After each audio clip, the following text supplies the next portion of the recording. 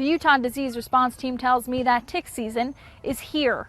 And on Facebook, we've seen several posts coming out of Davis County about people concerned about the ticks they've been seeing in the area.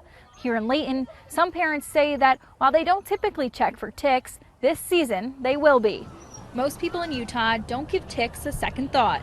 I grew up camping all the time.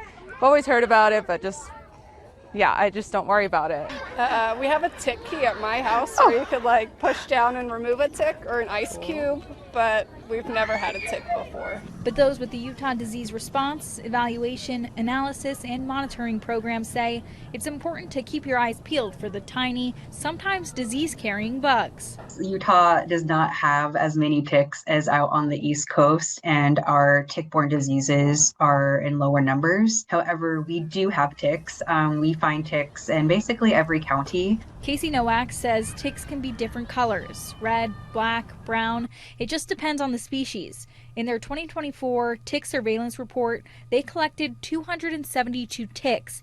32 were western black-legged ticks and 109 were Rocky Mountain wood ticks.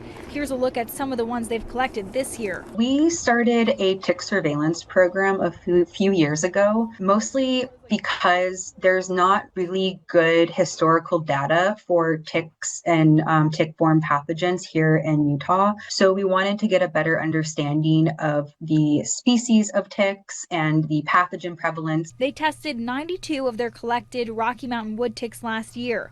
None tested positive for Rocky Mountain spotted fever, but 4 ticks did test positive for Colorado tick fever virus.